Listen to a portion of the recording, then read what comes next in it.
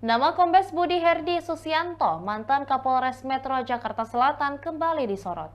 Jika sebelumnya dirinya dicopot dari jabatan dan sempat dipatsuskan, kini dirinya kembali memegang jabatan yang membuatnya kerap keluar bertemu mitra.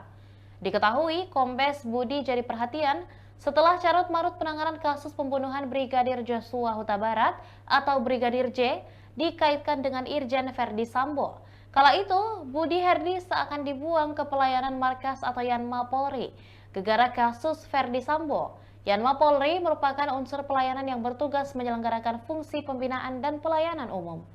Di Mabes Polri, posisinya di bawah Kapolri, sedangkan di lingkup Polda di bawah Kapolda.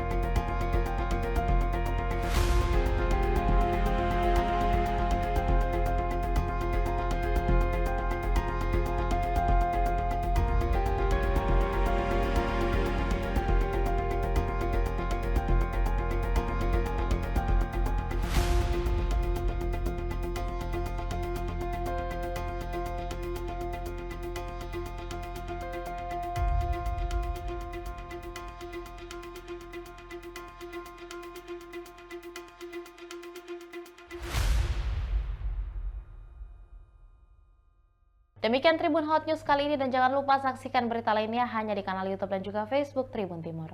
Download Tribun X sekarang, menghadirkan lokal menjadi Indonesia.